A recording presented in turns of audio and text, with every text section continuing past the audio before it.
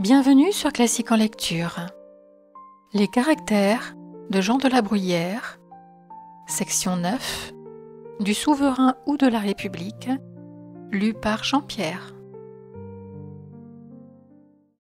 Quand l'on parcourt sans la prévention de son pays toutes les formes de gouvernement, l'on ne sait à laquelle se tenir. Il y a dans toutes le moins bon et le moins mauvais. Ce qu'il y a de plus raisonnable et de plus sûr, c'est d'estimer celle où l'on est né la meilleure de toutes et de s'y soumettre. Il ne faut ni art ni science pour exercer la tyrannie, et la politique, qui ne consiste qu'à répandre le sang, est fort bornée et de nul raffinement. Elle inspire de tuer ceux dont la vie est un obstacle à notre ambition. Un homme né cruel fait cela sans peine. C'est la manière la plus horrible et la plus grossière de se maintenir ou de s'agrandir. C'est une politique sûre et ancienne dans les républiques que d'y laisser le peuple s'endormir dans les fêtes, dans les spectacles, dans le luxe, dans le faste, dans les plaisirs, dans la vanité et la mollesse. Le laisser se remplir de vide et savourer la bagatelle. Quelle grande démarche ne fait-on pas aux despotiques par cette indulgence? Il n'y a point de patrie dans le despotique. D'autres choses y suppléent, l'intérêt, la gloire, le service du prince. Quand on veut changer et innover dans une république, c'est moins les choses que le temps que l'on considère. Il y a des conjonctures où l'on sent bien qu'on ne saurait trop attenter contre le peuple, et il y en a d'autres où il est clair qu'on ne peut trop le ménager. Vous pouvez aujourd'hui ôter à cette ville ses franchises, ses droits, ses privilèges, mais demain, ne songez pas même à réformer ses enseignes. Quand le peuple est en mouvement, on ne comprend pas par où le calme y peut rentrer. Et quand il est paisible, on ne voit pas par où le calme peut en sortir. Il y a de certains mots dans la République qui sont soufferts parce qu'ils préviennent ou empêchent de plus grands maux. Il y a d'autres mots qui sont tels seulement par leur établissement et qui, étant dans leur origine un acte ou un mauvais usage, sont moins pernicieux dans leur suite et dans la pratique qu'une loi plus juste ou une coutume plus raisonnable. L'on voit une espèce de mot que l'on peut corriger par le changement ou la nouveauté qui est un mal et fort dangereux. Il y en a d'autres cachés et enfoncés comme des ordures dans un cloaque, je veux dire ensevelis sous la honte, sous le secret et dans l'obscurité. On ne peut les fouiller et les remuer qu'ils n'exhalent le poison et l'infamie. Les plus sages doutent quelquefois s'il est mieux de connaître ces mots que de les ignorer. L'on tolère quelquefois dans un état un assez grand mal, mais qui détourne 1 million de petits mots ou d'inconvénients, qui tous seraient inévitables et irrémédiables. Il se trouve des mots dont chaque particulier génie et qui deviennent néanmoins un bien public, quoique le public ne soit autre chose que tous les particuliers. Il y a des mots personnels qui concourent au bien et à l'avantage de chaque famille. Il y en a qui affligent, ruinent, ou déshonorent les familles, mais qui tendent au bien et à la conservation de la machine, de l'État et du gouvernement. D'autres mots renversent des États et sur leur ruine en élèvent de nouveaux. On en a vu ainsi qui ont sapé par les fondements de grands empires et qui les ont fait évanouir de dessus la terre pour varier et renouveler la face de l'univers. Qu'importe à l'État qu'Argaste soit riche, qu'il ait des chiens qui arrêtent bien, qu'il crée les modes sur les équipages et sur les habits, qu'il abonde en superfluité, où il s'agit de l'intérêt et des commodités de tout le public, le particulier est-il compté?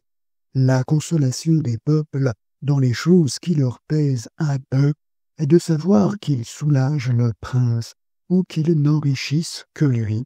Ils ne se croient point redevables à Ergaste de l'embellissement de sa fortune. La guerre a pour elle l'Antiquité. Elle a été dans tous les siècles.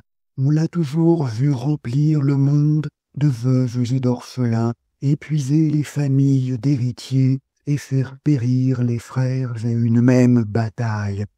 Jeune, soyez court, je regrette ta vertu, ta pudeur, ton esprit déjà mûr, pénétrant, élevé, sociable. Je plains cette mort prématurée qui te joint à ton intrépide frère et t'enlève à une cour où tu n'as fait que te montrer. Malheur déplorable, mais ordinaire.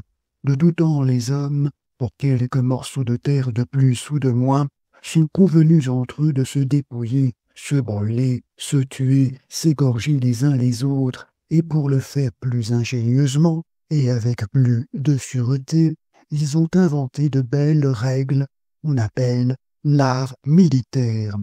Ils ont attaché à la pratique de ces règles la gloire ou la plus solide réputation, et ils ont depuis enchéri de siècle en siècle sur la manière de se détruire réciproquement.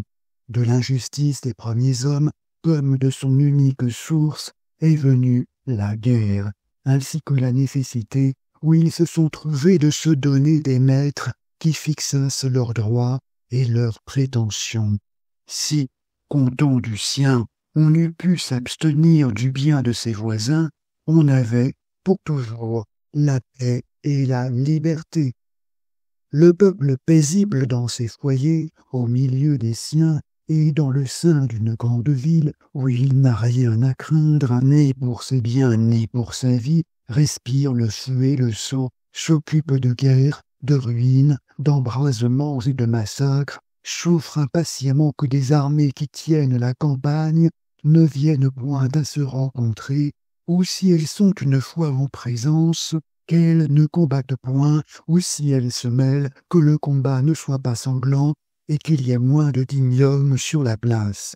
Et il va même souvent jusqu'à oublier ses intérêts les plus chers, le repos et la sûreté, par l'amour qu'il a pour le changement et par le goût de la nouveauté ou des choses extraordinaires. Quelques-uns consentiraient à voir une autre fois les ennemis aux portes de Dijon ou de Corbie, à voir tendre des chaînes et faire des barricades, pour le seul plaisir d'en dire ou d'en apprendre la nouvelle. Démophile, à ma droite, se lamente et s'écrie « Tout est perdu, c'est fait de l'État, il est du moins sur le penchant de sa ruine. Comment résister à une si forte et si générale conjuration? Quel moyen, je ne dis pas d'être supérieur, mais de suffire seul à tant et de si puissants ennemis? Cela est sans exemple dans la monarchie. Un Achille y succomberait. On a fait, ajoute-t-il, de lourdes fautes. Je sais bien ce que je dis. Je suis du métier, j'ai vu la guerre, et l'histoire m'en a beaucoup appris. Il parle là-dessus avec admiration d'Olivier le Daim et de Jacques Coeur. Note, Olivier le Daim fut le barbier et le confident de Louis XI. Jacques Coeur, l'argentier de Charles VII. Fin de la note. C'était l'art des hommes, dit-il, c'était des ministres. Il débite ces nouvelles qui sont toutes les plus tristes et les plus désavantageuses que l'on pourrait teindre. Tantôt un parti des nôtres a été attiré dans une embuscade et taillé en pièces. Tantôt quelques troupes renfermées dans un château se sont rendues aux ennemis à discrétion et ont passé par le fil de l'épée.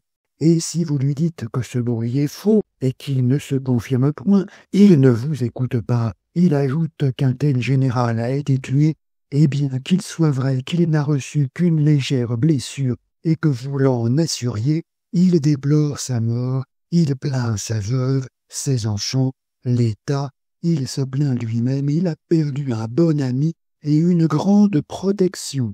Il dit que la cavalerie allemande est invincible, il pallie au seul nom des cuirassiers de l'empereur. Si l'on attaque cette place, continue-t-il, on lèvera le siège, où l'on demeurera sur la défensive, sans livrer de combat, ou si on le livre, on doit le perdre, et si on le perd, voilà l'ennemi sur la frontière. Et comme Démophile le fait voler, le voilà dans le cœur du royaume. Il entend déjà sonner le beffroi des villes, et crier à l'alarme. Il songe à son bien et à ses terres. Où conduira-t-il son argent, ses meubles, sa famille? Où se réfugiera-t-il? En Suisse ou à Venise? Mais à ma gauche, Basilide met tout d'un coup sur pied une armée de 300 000 hommes. Il n'en rabattrait pas une seule brigade. Il a la liste des escadrons et des bataillons, des généraux et des officiers. Il n'oublie pas l'artillerie et le bagage. Il dispose absolument de toutes ses troupes. Il en envoie tant en Allemagne et tant en Flandre. Il réserve un certain nombre pour les Alpes, un peu moins pour les Pyrénées, et il fait passer la mer à ce qui lui reste. Il connaît les marches de ses armées, il sait ce qu'elles feront et ce qu'elles ne feront pas. Vous diriez qu'il est l'oreille du prince ou le secret du ministre. Si les ennemis viennent de perdre une bataille, ou ils soient demeurés sur la place quelques 9 à 10 000 hommes dès l'heure, il en compte jusqu'à 30 000, ni plus ni moins, car ces nombres sont toujours fixes et certains, comme de celui qui est bien informé. S'il apprend le matin que nous avons perdu une bicoque, non seulement il envoie s'excuser à ses amis qu'il a la veille conviés à dîner, mais même ce jour-là, il ne dîne point, et s'il soupe, c'est sans appétit. Si les nôtres s'assiègent une place très forte, très régulière, pourvue de vivres et de munitions, qui a une bonne garnison, commandée par un homme d'un grand courage, il dit que la ville a des endroits faibles et mal fortifiés, qu'elle manque de poudre, que son gouverneur manque d'expérience, et qu'elle capitulera après 8 jours de tranchées ouvertes. Et une autre fois, il accourt, il porte haleine, et après avoir respiré un peu, voilà, s'écrie-t-il, une grande nouvelle. Ils sont défaits à plate couture, le général, les chefs, du moins une bonne partie, tout est tué, tout a péri. Voilà, continue-t-il, un grand massacre, et il faut convenir que nous vivons d'un grand bonheur. Il s'assit, il souffle, après avoir débité sa nouvelle, à laquelle il ne manque qu'une circonstance, qui est qu'il est certain qu'il n'y a point eu de bataille. Il assure d'ailleurs qu'un tel prince renonce à la Ligue et quitte ses confédérés, qu'un autre se dispose à prendre le même parti. Il croit fermement avec la populace qu'un troisième est mort. Il nomme le lieu où il est enterré, et quand on est détrompé aux halles et aux faubourgs, il parie encore pour l'affirmative. Il sait, par une voix indubitable, que T.K.L. note Tekeli, Hongrois qui dirigea une insurrection contre l'empereur d'Autriche en 1676 avec l'aide des Turcs. Fin de la note. Fait de grands progrès contre l'empereur, que le grand seigneur armé puissamment ne veut point de paix et que son vizir va se montrer une autre fois en porte de vie. Il frappe des mains et les tressaille sur cet événement dont il ne doute plus. La triple alliance chez lui est un cerbère, et les ennemis autant de monstres à assommer. Il ne parle que de lauriers, que de palmes, que de triomphes et que de trophées.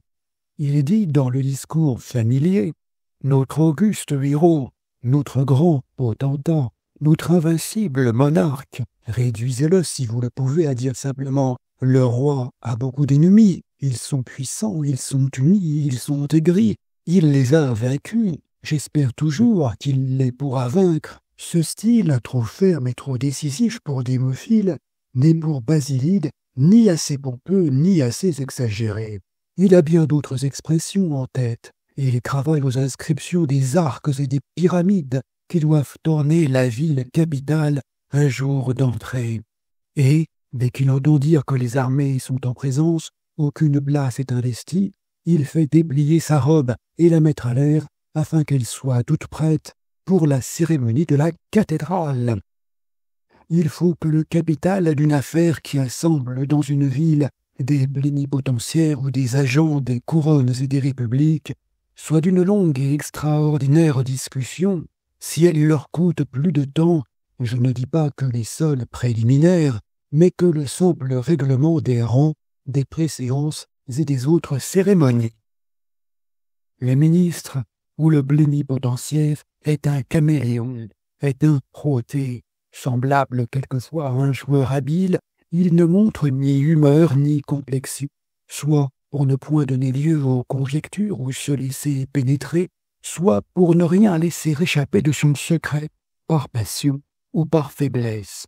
Quelquefois aussi, il sait feindre le caractère le plus conforme aux vues qu'il a et aux besoins où il se trouve, et paraître tel qu'il a intérêt que les autres croient qu'il est en effet. Ainsi, dans une grande puissance ou dans une grande faiblesse qu'il veut dissimuler, il est ferme et inflexible pour ôter l'envie de beaucoup obtenir, ou il est facile pour fournir aux autres les occasions de lui demander et se donner la même licence. Une autre fois, où il est profond et dissimulé, pour cacher une vérité en l'annonçant parce qu'il lui importe qu'il l'ait dite et qu'elle ne soit pas crue, ou il est franc et ouvert, afin que lorsqu'il dissimule ce qui ne doit pas être su, l'on croit néanmoins qu'on n'ignore rien de ce que l'on veut savoir et que l'on se persuade qu'il a tout dit.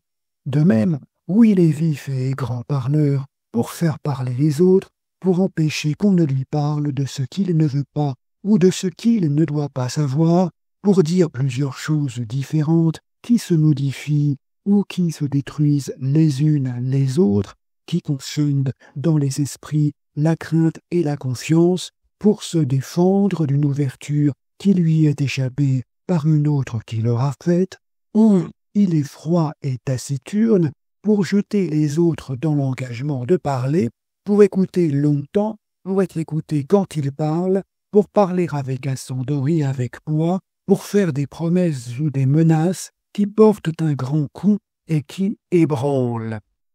Il s'ouvre et parle les premiers pour, en découvrant les oppositions, les contradictions, les brigues et les cabales des ministres étrangers sur les propositions qu'il aura avancées, prendre ses mesures et avoir la réplique.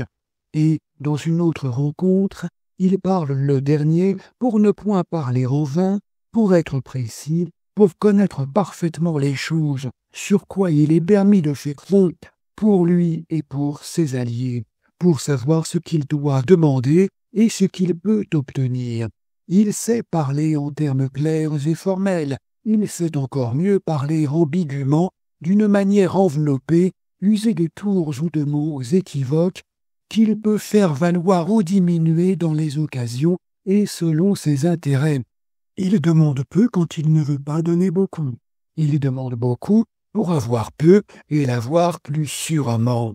Il exige d'abord de petites choses qu'il prétend ensuite lui devoir être comptées pour rien, et qu'il ne l'exclut pas d'en demander une plus grande, et il évite au contraire de commencer par obtenir un point important s'il l'empêche d'en gagner plusieurs autres, de moindre conséquence, mais qui tous ensemble l'emportent sur le premier.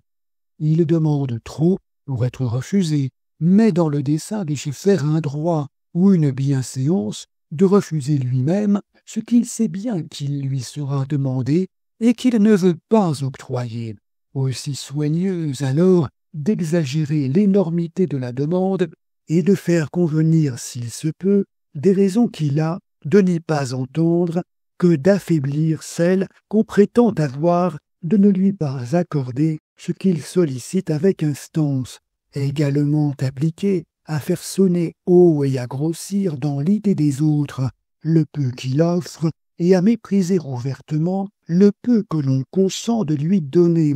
Il fait de fausses offres, mais extraordinaires, qui donnent de la défiance et obligent de rejeter ce que l'on accepterait inutilement, qui lui sont cependant une occasion de faire des demandes exorbitantes et mettent dans leur tort ce qui les lui refuse.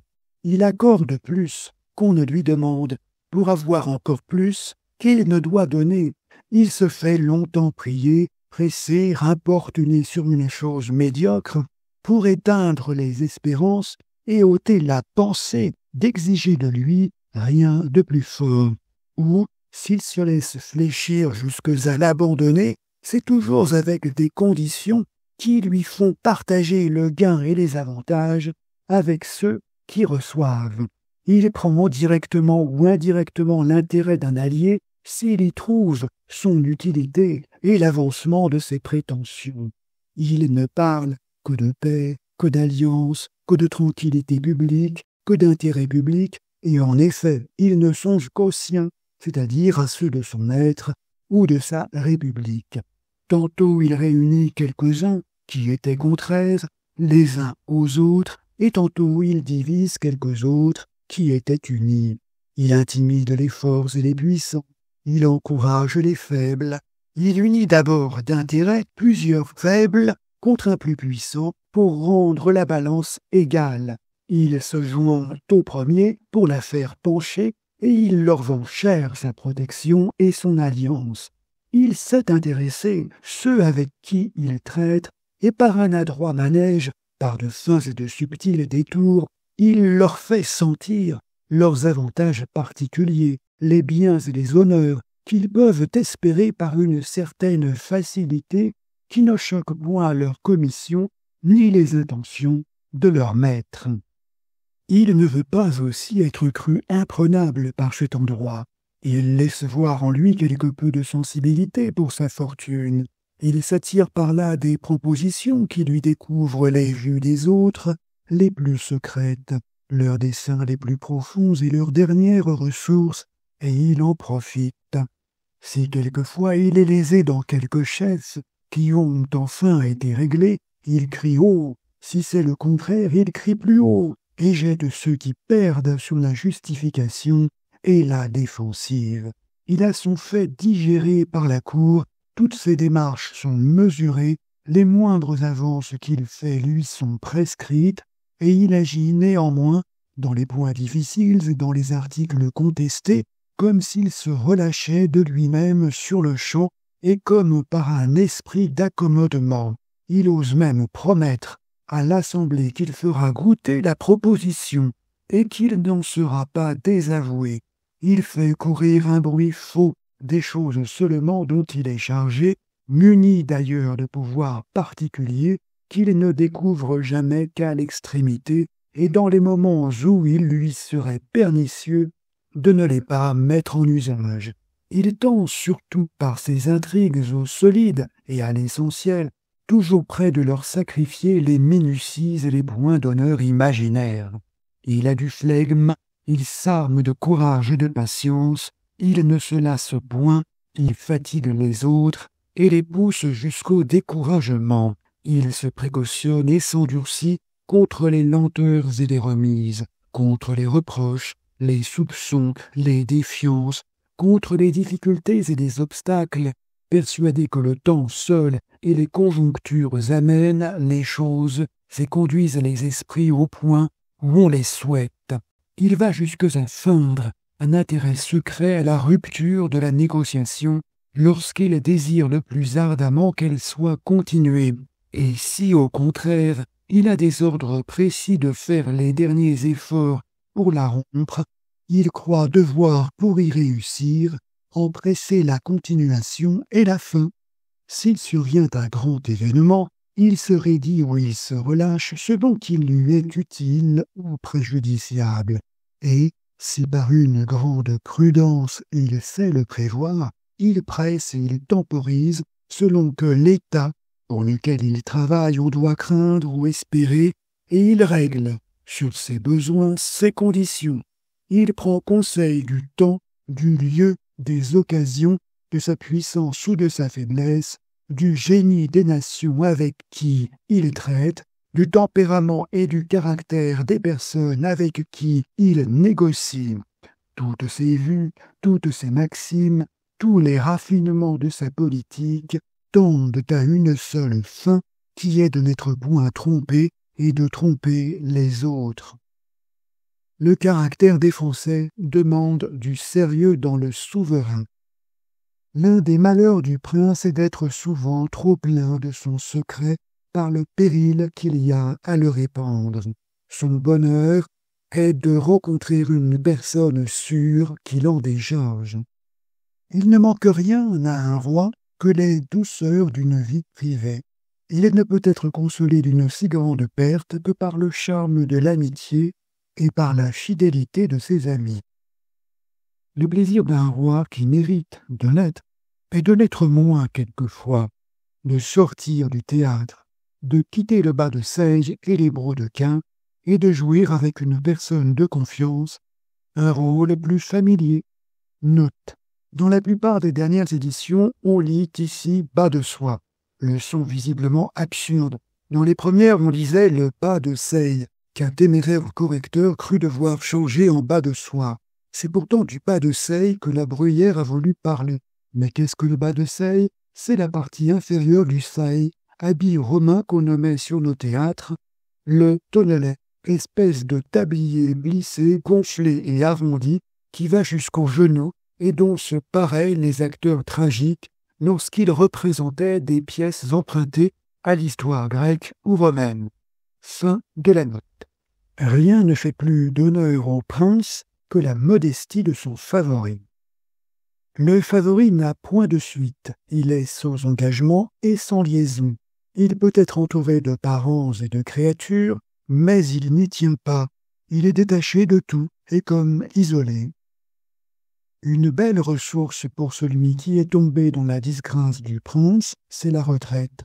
Il lui est avantageux de disparaître, plutôt que de traîner dans le monde les débris d'une faveur qu'il a perdue et d'y faire un nouveau personnage si différent du premier qu'il a soutenu. Il conserve au contraire le merveilleux de sa vie dans la solitude et mourant, pour ainsi dire, avant la caducité, il ne laisse de soi qu'une brillante idée et une mémoire agréable. Une plus belle ressource pour les favoris disgraciés que de se perdre dans la solitude et de ne faire plus parler de soi, c'est d'en faire parler magnifiquement et de se jeter s'il se peut dans quelque haute et généreuse entreprise qui relève ou confirme du moins son caractère et rende raison de son ancienne infamie, qui fasse qu'on le plaigne dans sa chute et qu'on en rejette une partie sur son étoile. Je ne doute point qu'un favori, s'il a quelque force et quelque élévation, ne se trouve souvent confus et déconcerté des bassesses, des petitesses, de la flatterie, des soins superflus et des attentions frivoles de ceux qui le courent, qui le suivent et qui s'attachent à lui comme ces viles créatures, et qu'il ne se dédommage dans le particulier d'une si grande servitude par les ris et la moquerie. Hommes en place, ministres, favoris, me permettrez-vous de le dire? Ne vous reposez point sur vos descendants pour le soin de votre mémoire et pour la durée de votre nom.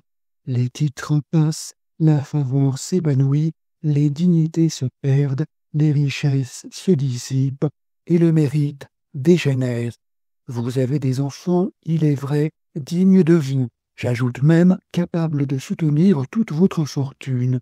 Mais qui peut vous en promettre autant de vos petits-fils? Ne m'en croyez pas, regardez cette unique fois de certains hommes que vous ne regardez jamais, que vous dédaignez. Ils ont des aïeuls à qui, tout grand que vous êtes, vous ne faites que succéder. Ayez de la vertu et de l'humanité, et si vous me dites « qu'aurons-nous de plus ?» je vous répondrai « de l'humanité et de la vertu. » Maîtres alors de l'avenir et indépendants d'une postérité, vous êtes sûrs de durer autant que la monarchie, et dans le temps que l'on montrera les ruines de vos châteaux, et peut-être la seule place où ils étaient construits, l'idée de vos louables actions sera encore fraîche dans l'esprit des peuples. Ils considéreront avidement vos portraits et vos médailles, et ils diront « cet homme dont vous regardez la peinture a parlé à son maître avec force et avec liberté, et a plus craint de lui nuire que de lui déplaire, et il lui a permis d'être bon et bienfaisant, de dire de ses villes « ma bonne ville » et de son peuple « mon peuple ». Cet autre, dont vous voyez l'image, et en qui l'on remarque une physionomie forte, jointe à un air grave, austère et majestueux, augmente d'année à autre de réputation.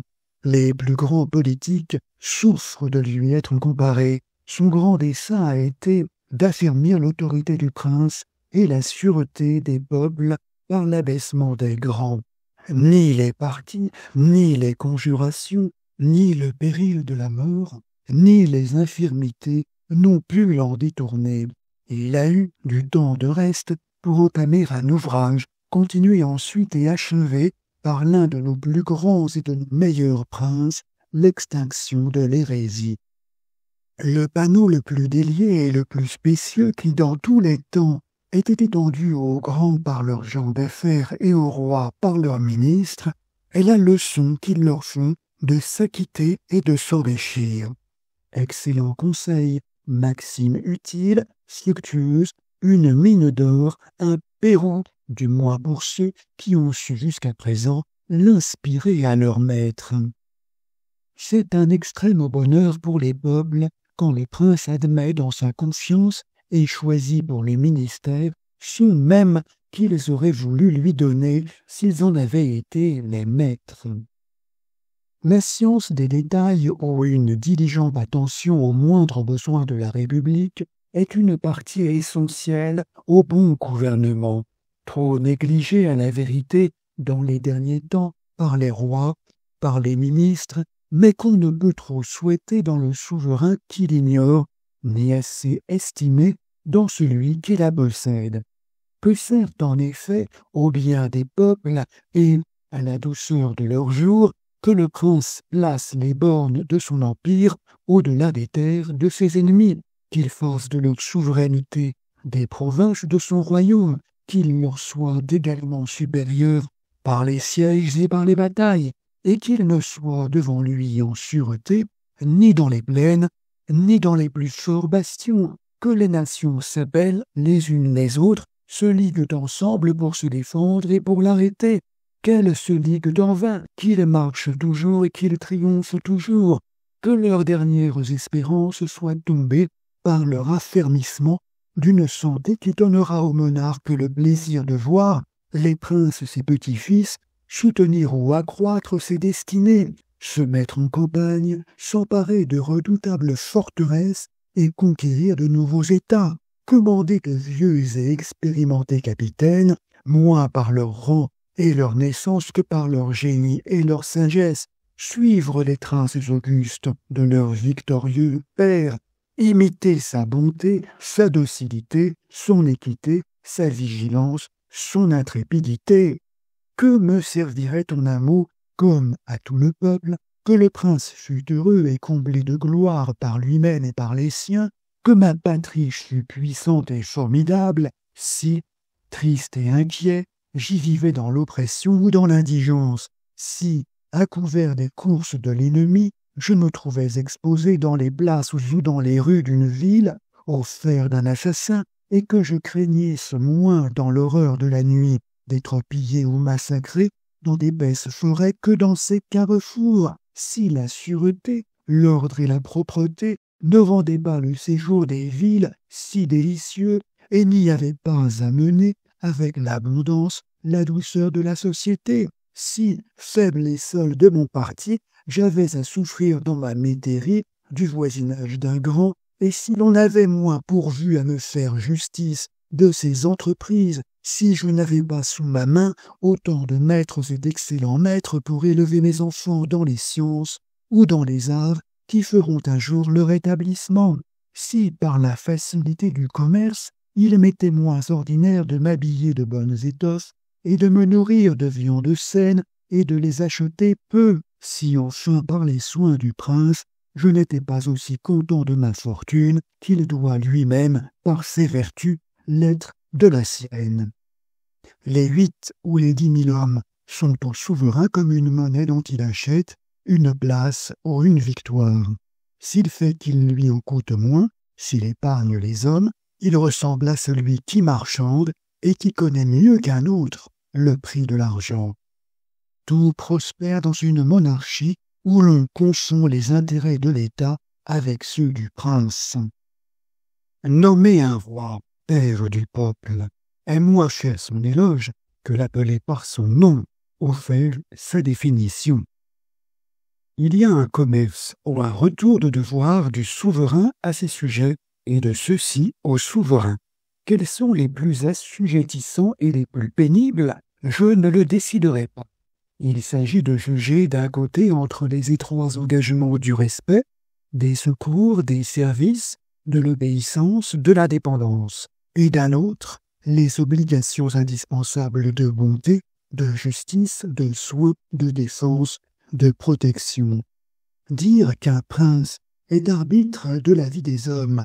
C'est dire seulement que les hommes, par leurs crimes, deviennent naturellement soumis aux lois et à la justice, dont le prince est le dépositaire. Ajouter qu'il est maître absolu de tous les biens de ses sujets, sans égard, sans compte ni discussion, c'est le langage de la flatterie, c'est l'opinion d'un favori qui se dédiera à l'agonie. Quand vous voyez quelquefois un nombreux troupeau qui, répandu sur une colline vers le déclin d'un beau jour, paît tranquillement le thym et le serpolet, ou qui broute dans une prairie une herbe menue et tendre qui a échappé à la faux du moissonneur, le berger soigneux et attentif est debout auprès de ses brebis. Il ne les perd pas de vue, il les suit, il les conduit, il les change de pâturage si elles se dispersent, il les rassemble, si un loup avide paraît, il lâche son chien qui le met en fuite, il les nourrit, il les défend. L'aurore le trouve déjà en pleine campagne, d'où il ne se retire qu'avec le soleil. Quel soin, quelle vigilance, quelle servitude, quelle condition vous paraît la plus délicieuse et la plus libre, ou du berger ou des brebis? Le troupeau est-il fait pour le berger ou le berger pour le troupeau? Image naïve des peuples et du prince qui les gouverne, s'il est bon prince. Le faste et le luxe dans un souverain, c'est le berger habillé d'or et de pierreries, la houlette d'or en ses mains, son chien, le collier d'or, il est attaché avec une laisse d'or et de soie. Que sert tant d'or à son troupeau? Ou contre les loups? Quelle heureuse place que celle qui fournit dans tous les instants l'occasion à un homme de faire du bien à tant de milliers d'hommes. Quel dangereux poste que celui qui expose à tout moment un homme à nuire à 1 million d'hommes. Si les hommes ne sont point capables sur la terre d'une joie plus naturelle, plus flatteuse et plus sensible que de connaître qu'ils sont aimés, et si les rois sont hommes, peuvent-ils jamais trop acheter le cœur de leur peuple? Il y a peu de règles générales et de mesures certaines pour bien gouverner. L'on suit le temps et les conjonctures, et cela roule sur la prudence et sur les vues de ceux qui règnent. Aussi le chef-d'œuvre de l'esprit, c'est le parfait gouvernement. Et ce ne serait peut-être pas une chose possible si les peuples, par l'habitude où ils sont de la dépendance et de la soumission, ne faisaient la moitié de l'ouvrage. Sous un très grand roi, ceux qui tiennent les places n'ont que des devoirs faciles et que l'on remplit sans nulle peine. Tout coule de source, l'autorité et le génie du prince leur aplanissent les chemins, leur épargnent les difficultés et font tout prospérer au-delà de leur attente. Ils ont le mérite de subalternes. Si c'est trop de se trouver chargé d'une seule famille, si c'est assez d'avoir à répondre de soi seul, quel poids, quel accablement que celui de tout un royaume! Un souverain est-il payé de ses peines par le plaisir que semble donner une puissance absolue par toutes les prosternations des courtisans? Je songe au pénible, douteux et dangereux chemin qu'il est quelquefois obligé de suivre pour arriver à la tranquillité publique. Je repasse les moyens extrêmes, mais nécessaires, dont il use souvent pour une bonne fin. Je sais qu'il doit répondre à Dieu même de la félicité de ses peuples, que le bien et le mal est entre ses mains, et que toute ignorance ne l'excuse pas. Et je me dis à moi-même, voudrais-je régner? Un homme un peu heureux dans une condition privée, devrait-il y renoncer pour une monarchie? N'est-ce pas beaucoup pour celui qui se trouve en place par un droit héréditaire de supporter d'être né roi? Que de dons du ciel ne faut-il pas pour bien régner? Une décence auguste, un air d'empire et d'autorité, un visage qui remplisse la curiosité des peuples empressés de voir le prince et qui conserve le respect dans le courtisan, une parfaite égalité d'humeur, un grand éloignement pour la raillerie piquante, ou assez de raisons pour ne se la permettre point, ne faire jamais ni menace ni reproche, ne point céder à la colère, et être toujours obéi. l'esprit facile, insinuant, le cœur ouvert, sincère, et dont on croit voir le son, et ainsi très propre à se faire des amis, des créatures et des alliés. Être secret toutefois, profond et impénétrable dans ses motifs et dans ses projets, du sérieux et de la gravité dans le public, de la brièveté jointe à beaucoup de justesse et de dignité, soit dans les réponses aux ambassadeurs des princes, soit dans les conseils. Une manière de faire des grâces qui est comme un second bienfait, le choix des personnes que l'on gratifie, le discernement des esprits, des talents et des complexions pour la distribution des postes et des emplois, le choix des généraux et des ministres, un jugement ferme, solide, décisif dans les affaires qui fait que l'on connaît le meilleur parti et le plus juste, un esprit de droiture et d'équité qui fait qu'on les suit jusqu'à prononcer quelquefois contre soi-même en faveur du peuple, des alliés, des ennemis, une mémoire heureuse et très présente qui rappelle les besoins des sujets, leur visage, leur nom, leurs requêtes. Une vaste capacité qui s'étend non seulement aux affaires de dehors, au commerce, aux maximes d'État, aux vues de la politique, au reculement des frontières par la conquête de nouvelles provinces et à leur sûreté par un grand nombre de forteresses inaccessibles, mais qui sache aussi se renfermer au-dedans et comme dans les détails de tout un royaume qui en bannissent un culte faux, suspect et ennemi de la souveraineté, s'ils s'y rencontrent, qui abolissent des usages creux et impies, s'ils y règnent, qui réforment les lois et les coutumes, si elles étaient remplies d'abus, qui donnent aux villes plus de sûreté et plus de commodité par le renouvellement d'une exacte police, plus d'éclat et plus de majesté, par des édifices somptueux, punir sévèrement les vices scandaleux,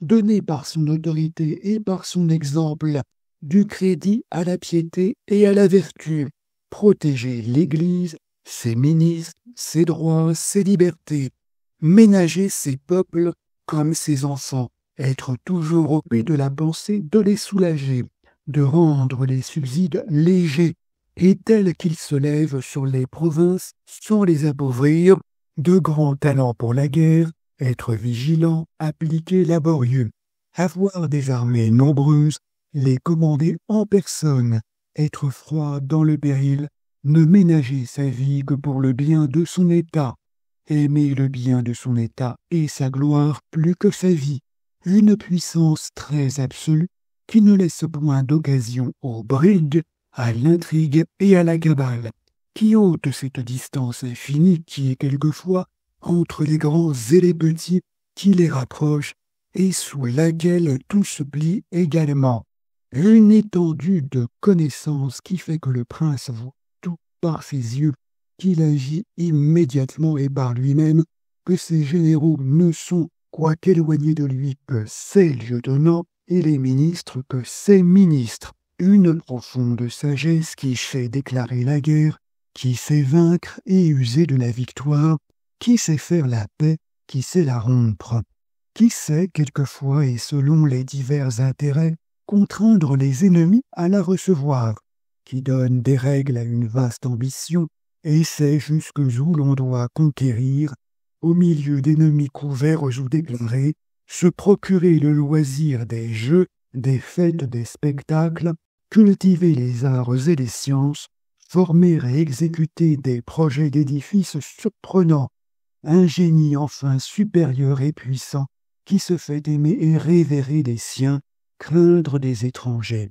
qui fait d'une cour et même de tout un royaume comme une seule famille, unie parfaitement sous un même chef, dont l'union et la bonne intelligence est redoutable au reste du monde. Ces admirables vertus me semblent renfermées dans l'idée du souverain. Il est vrai qu'il est rare de les voir réunis dans un même sujet.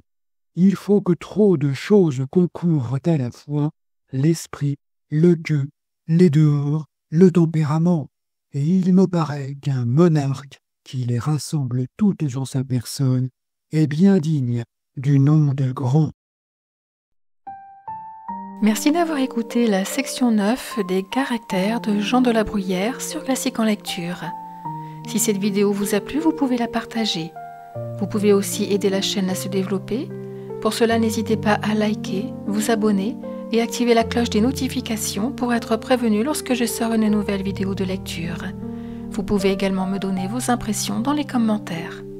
À très vite sur Classique en lecture.